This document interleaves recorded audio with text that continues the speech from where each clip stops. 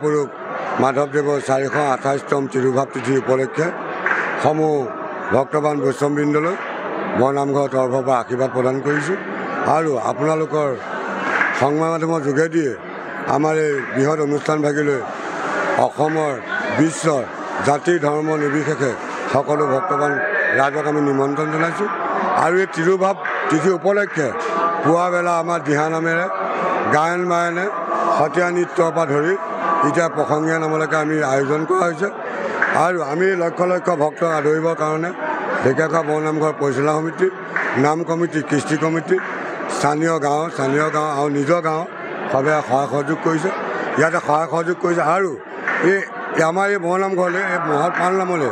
মা যোৱা পালনাম ভাগিলৈ সমূহ ৰাইজক আমি আপোনালোকৰ যোগেদি নিমন্ত্ৰণ জনাইছোঁ আৰু সহায় সহযোগ কৰি পেলাই এই কৰ্মভাগী সাফল্যান্বিত কৰিব বুলি মই আশা ৰাখিছোঁ।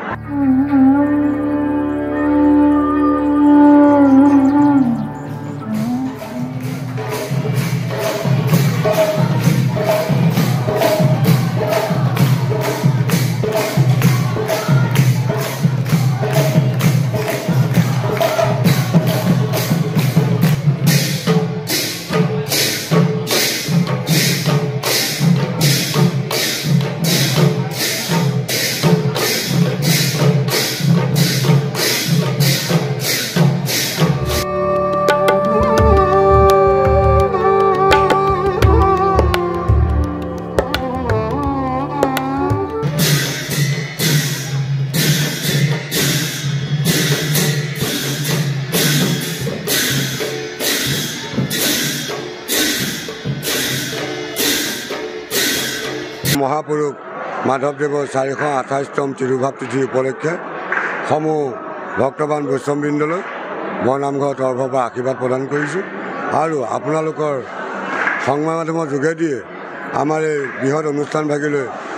অসমৰ বিশ্বৰ জাতি ধৰ্ম নিৰ্বিশেষে সকলো ভক্তবান ৰাইজক আমি নিমন্ত্ৰণ জনাইছোঁ আৰু এই তিৰুভাৱ তিথি উপলক্ষে পুৱাবেলা আমাৰ দিহানামেৰে গায়ন বায়নে সত্ৰীয়া নৃত্যৰ পৰা ধৰি এতিয়া প্ৰসংগীয়া নামলৈকে আমি আয়োজন কৰা হৈছে আৰু আমি লক্ষ লক্ষ ভক্তক আদৰিবৰ কাৰণে ঢেকীয়াখোৱা বৰনামঘৰ পৰিচালনা সমিতি নাম কমিটি কৃষ্টি কমিটি স্থানীয় গাঁও আৰু নিজৰ গাঁও সবে সহায় সহযোগ কৰিছে ইয়াতে সহায় সহযোগ কৰিছে আৰু আমাৰ এই বৰনামঘৰলৈ এই মহৎ পালনামলৈ মা যোৱা পালনাম ভাগিলৈ সমূহ ৰাইজক আমি আপোনালোকৰ যোগেদি নিমন্ত্ৰণ জনাইছোঁ আৰু সহায় সহযোগ কৰি পেলাই এই কৰ্মভাগী সাফল্যান্বিত কৰিব বুলি মই আশা ৰাখিছোঁ। যিকোনো খবৰৰ বাবে যোগাযোগ কৰক 7099017330 অথবা 7099017330